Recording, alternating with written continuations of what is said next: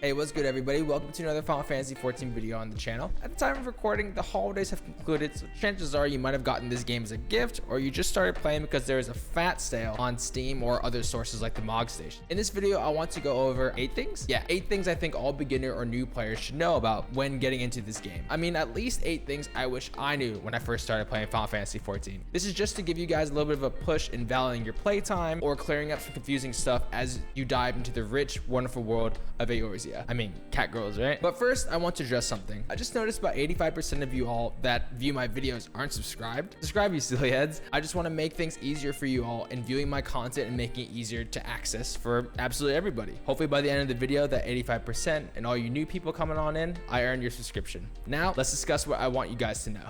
Heading right into the list I got prepared for you guys is stick to one job. Honestly, just pick whatever looks cool to you, whatever appeals to you. I picked Archer in my first go. It was a toss-up between that class and Rogue. Each class in its own right is unique and fun in their own ways as you get to the higher levels. The only difference when you pick your job is the DPS queues are significantly longer than tank and healer queues, just for the sheer nature of there are less players playing tank or healers, and so they get those queues faster. Also, a little piece of advice, resist the urge to level the other classes and just stick to one all throughout the main story quest lines until you get to, like, I guess maybe level 50, 60, 70, then you can start looking at them. Only reason why I say that, especially early on, is because there's level requirements in order to take the next quest as you progress further into it. I personally ran into a problem where I tried to level each class and I split the experience points that you get for completing those main story quest lines into a bunch of other jobs. It stopped my progression. I wasn't able to take the next quest until I killed some mobs or grind some fates, and that's not always fun. So just avoid that, stick to one class. They're all pretty cool. Number 2, what are these blue icons with the plus sign next to it? So what they actually are is they add side content or they unlock additional dungeons, trials, or whatever. They have full cutscenes in it, and these add on to the world building and unlock some of the, like, honestly, some of the coolest content, like raids and like cameos from other games like Final Fantasy 9, Final Fantasy 12. These blue quests contain some of my favorite types of content. These kinds of quests you can spot, they unlock different aspects of the game, like chocobo coloring or the fact that you can get a mount, things like that. And the other sort of quest, which is at the yellow exclamation points, they're literally just there purely for experience points and if you want to connect more with the world around you. Pretty good at leveling other jobs if you really want to do those. Yeah, blue quests, they're pretty cool. They unlock additional features or additional dungeons and stuff that you can do,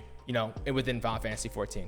Number 3 is I personally resonate with this because I am very poor in game. Before you buy something off the market board or the marketplace, check all sources and just do a quick little search online or have a look around to see if there's an easier way to obtain the item that you want before buying it from other players, because the other players are there to try to make some money, so they'll definitely mark it up like 2, 3, 4, 5, maybe even 10 times the price. An example is glamour prisms. I'm sure everyone knows about the glamour prisms. You can buy them on the market board, but they're really expensive. The actual easier way to get it is spend another form of currency, which is Grand Company seals. For you new players, you'll eventually get those and you'll get an overabundance of them, so don't waste your money on stuff.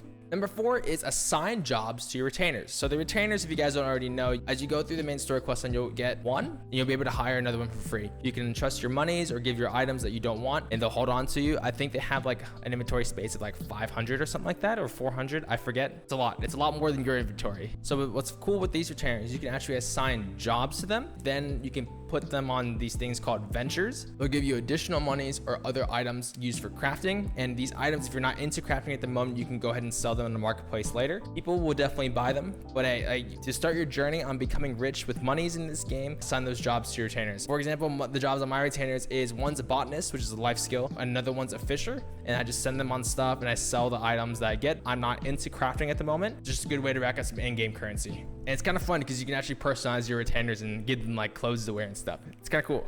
Going to the next one, number 5 is rank up in your grand company. Go through the promotions, go through the ranks. This will unlock a lot of features and additional stuff that will end up helping you in the long run. For all you new players that don't know what a grand company is yet, as you go through the MSQ, and it happens pretty early on, off the top of my head, I think it's level 35 or something like that. You get to choose one of 3. Doesn't matter which one you choose, all the ranks and all the unlocks are the same. 2 other features that stand out that's really going to help you later on: grand company turn-ins. So when you get into life skilling, when you craft things and when when you gather stuff, you can actually turn these in for fat amounts of EXP. They're dailies and they're really efficient and really good for leveling those skills up. And another one is generally overlooked by the community is the Grand Company Squadrons. So what these are is AI people that actually help you through the dungeons that you've already unlocked. They're really, really handy for when you want to level up another DPS class because you just skip the queue entirely. These AI people fill in the classes that you need, like healer and tank. And honestly, it's a really cool micromanagement minigame. Each person has a little bit of story behind it, and it's pretty engaging and how you can train them up, do the best kind of squads. Also, you can send them on jobs, really similar to what I was talking about with retainers, and get EXP buffs and just stuff where you can earn money.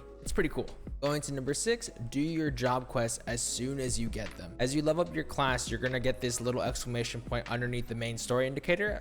For me, it's the top left when you need to go ahead and complete a quest line that's associated with your job. So what these do is they unlock job abilities, passives, sometimes even the big ones, 50, 60, 70, and 80, I'm pretty sure. Maybe not 80, but they give you gear. Definitely do these as soon as you get them, just because it'll make your job feel a lot more powerful, and you can actually get caught up because you can actually continue leveling your class without doing these. You're just missing a lot of your kit. So do them as soon as you get them. They're actually really well done and well themed, so get into them. Number 7 is my advice is to do the main story quests and honestly get invested in the characters, the world building, what's happening around Eorzea, because it's worth it. Even though it's a bit slow at first, because, you know, when this game first came out, not a lot of voice acting was there, budget differences, but it gets really good as the game progresses, especially the DLCs. They're really well done. If you know what's going on with the world, it makes every single encounter, whether it's a dungeon, trial, or whatever, it makes it 10 times better if you know what's happening and why you're there for a purpose. A lot of other people have said that this is one of the few MMOs that the story isn't hashed on. It's honestly my favorite reason why I stuck with this MMO for so long. The last thing I wanted you guys to know is join a free company, or it's this game's guild system. It may seem a bit scary because I myself am kind of a solo player. My friends take a long time to join in on a game, and if anything, they leave pretty quickly. Make some friends. It's really worth it to get some of your homies that are going through the same missions as you. You can have discussions of like what classes are fun to use and all that stuff. And also the most important aspect is you get these free buffs that the guild leader can use. An EXP increase, there's crafting and gathering buffs, and there's like food buffs that you only get in a free company. Easy ways to join. There's a recruitment subreddit that people go ahead and post, and they're always looking for new members. And honestly, if you walk around Eorzea and you don't have a free company, people are just going to DM you and send you tells and ask if you want to join. Doesn't matter at first what free company you want to join. You can always leave and look for another one. There's gonna be no hard feelings. People will always understand, and you can leave anytime. There is a cooldown when you leave a free company and when you join another one, so bear that in mind. And with that, that brings us to the end of the video. So those are the things that I wish I knew personally when I first started playing this game. And I thought maybe that would give you guys a push in the right direction, or making your experience with Final Fantasy 14 that much better, that much more immersive, or, you know, making sure you unlock really fun features that aren't so obvious when you're going through Eorzea for the first time. Thank you guys so much for sticking with me till the end of the video. All your veteran players, go ahead and comment down below what you wish you knew when you first started playing this game. And, you know, give some general advice for the beginner players. Obviously all spoiler free, because I think that's what us and the Final Fantasy 14 community has always been good at, is keeping things spoiler free, because the story is just that good. If you guys did enjoy the video, please subscribe to some of our Final Fantasy 14 content, or content in general. I'll be here. And yeah, if you guys are interested in some of the other things, I am currently doing a playthrough of the Shadowbringers all the way to current patch. I'm still at 5.0. Maybe I'm reaching towards the end of it. I also have a leveling guide if you wanted to level some more jobs. Any one of your friends or anyone you know is still on the fence about trying the game, I do have another video going over 10 reasons why you should definitely give this game a try. The community has been so nice and positive in the comments and saying that I have convinced them to give it a go. Without further ado, I'm going to head on out of here, and I hope to see you guys on the next video. Peace out.